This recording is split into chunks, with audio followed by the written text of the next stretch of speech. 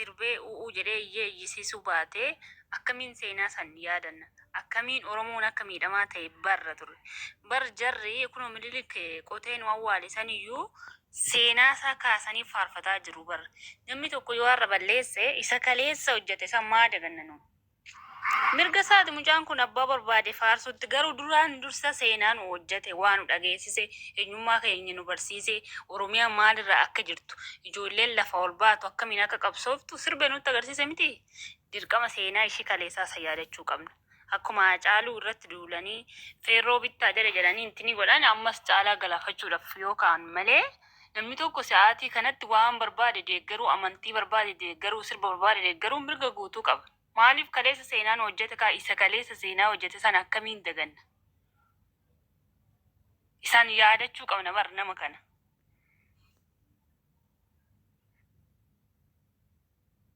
Dalduu dhugaa jettee akkuma Hacaaluu sanamma olola irratti bananii ijoolleen keenya silaa shamarran miidiyaa kanarra jirtanii naqqaatanii mujjaadha siyaasan walitti laaqatoo asirraa utaalaase har'a sagalee ta'uu qabdu yeroo kana keessa caalaa gultumee sobanii fuulduratti taa'atanii amantii maqaa godhatanii nyaachuu barbaadan maaliif dhiigatu bareekaa dhiigna caaluu dhiigni ijoollee meeqa gannamaa jira kanaaf kan du'aa jirurree ijoolluma keenya wazawwaze nyaachuudhaaf nyaata siniin milkaa'u silaamma amma gisee baay'ee du'a micaa kana ajjeesuudhaan yaalii guddaa irratti godhaa jiru.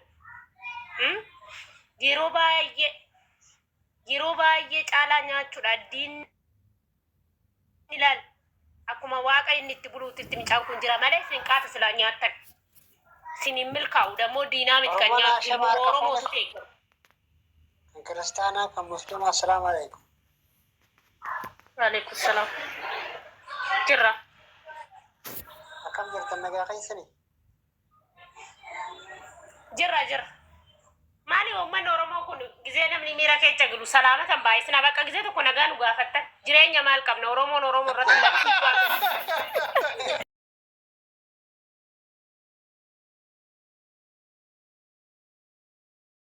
gaarummaa olii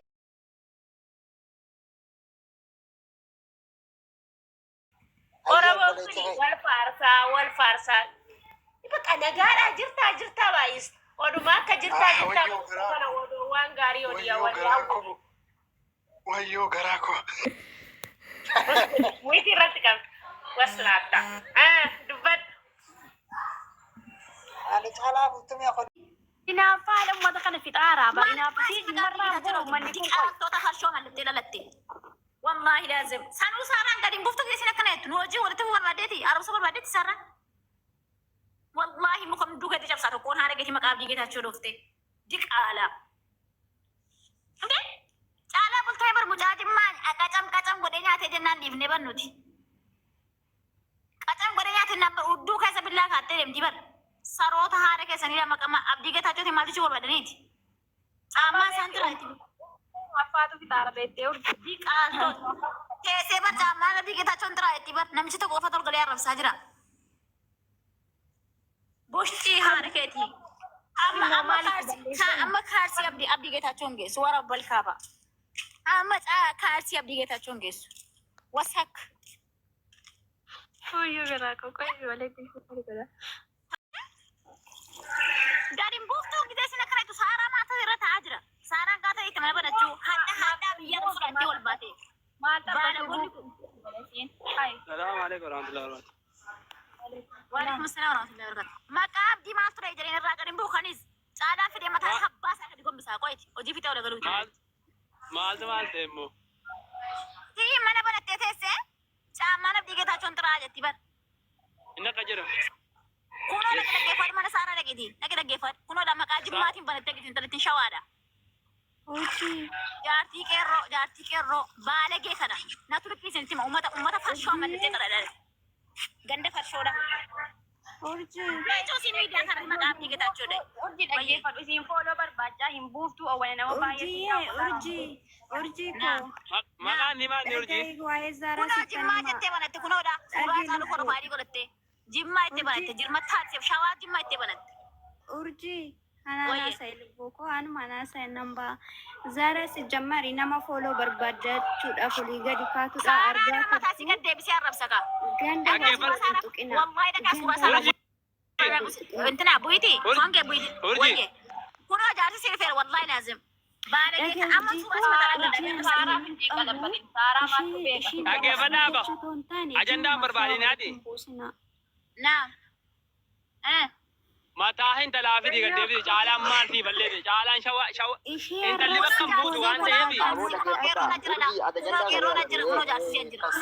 ba jaarsaa miti abbaas yoo ta'e maal bosaraa abbo gad deebisaati bakka ajandaan barbaadinaati. Inaafaa ummata kana fixaaraa bara inaafati jimarraa boo manni kun Diqaatota harshoo mallattee lalatte. Wallahi laazim. Sanuu saaraan gadi hin buuftu keessin akkana jettu. Nu hojii walitti barbaadeeti. Arabsa barbaadeeti saaraan.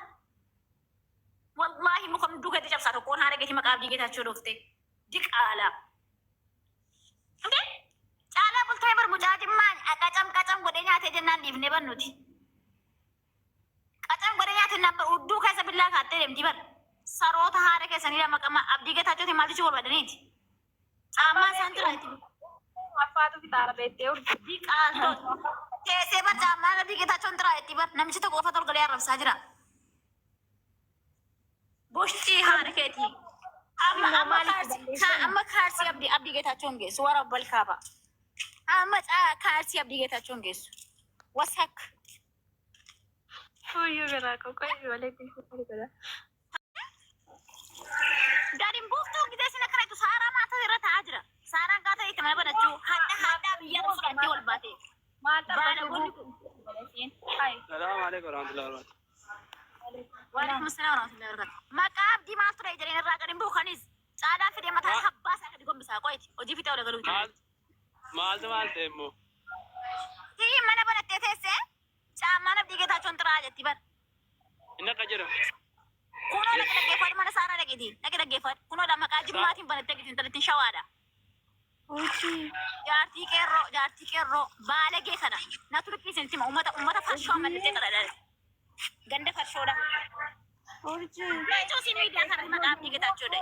urjii dhaggeeffadhu isiin fooloo barbaachaa hin buuftu owwana nama baay'ee urjii koo Maqaan ni maal ni urjii? waa'ee zaaraa Kunoo sitti jimmaa jettee banatte kunoodha. Suuraa isaa lufa dhufaadhii godhatte.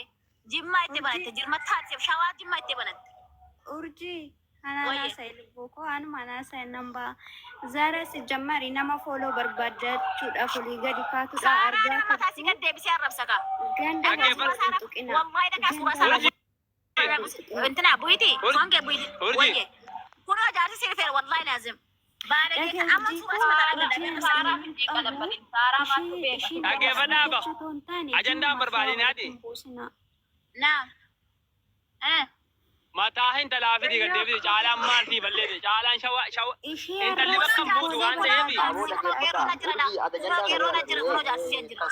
ba jaarsaa miti abbaas yoo ta'e maal bosaraa abbo gad deebisaati bakka ajandaan barbaadinaati. Sirbee u'uu jedhee iyyee iyyisiisuu baatee akkamiin seenaa san yaadanna akkamiin oromoon akka miidhamaa ta'e barra ture bar jarri kunoo Minilik qoteen awwaale saniyyuu seenaa isaa kaasanii faarfataa jiru bar namni tokko yoo har'a balleesse isa kaleessa hojjete san maa dagannanu mirga isaati mucaan kun abbaa barbaade faarsutti garuu dursa seenaan hojjete waan nu dhageessise eenyummaa keenya nu barsiise oromiyaa maalirra akka jirtu ijoolleen lafa ol baatu akkamiin akka qabsooftu sirbee nutti agarsiise miti dirqama seenaa ishii kaleessaa isa yaadachuu qabna.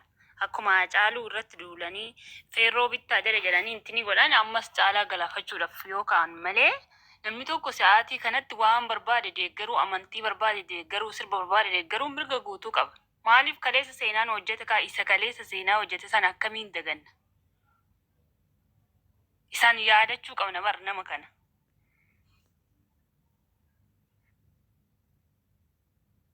Dalduu dhugaa jettee akkuma hacaaluu sanamma olola irratti bananii ijoolleen keenya silaa shamarran miidiyaa kanarra jirtanii naqqaatanii mujjaadha siyaasan walitti laaqatoo asirraa utaalaase har'a sagalee ta'uu qabdu yeroo kana keessa caalaa gultumee sobanii fuulduratti taa'atanii amantii maqaa godhatanii nyaachuu barbaadan maaliif dhiigatu bareekaa dhiigna caaluu dhiigni ijoollee meeqan gannamaa jira kanaaf kan du'aa jirurree ijoolluma keenya wazawwazee nyaachuudhaaf nyaata sini milkaa'u silaama amma gisee baay'ee du'ar micaa kana ajjeesuudhaan yaalii guddaa irratti godhaa jiru. Yeroo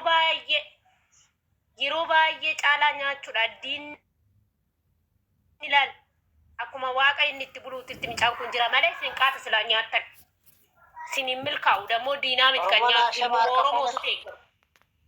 Kan kiristaanaa kan musliimaa assalaamu alaikum. Waalaikum salaam. Jirra.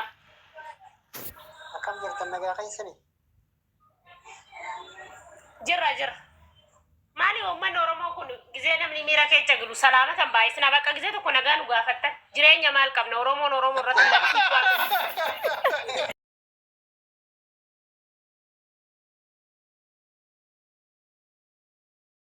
gaarummaa olii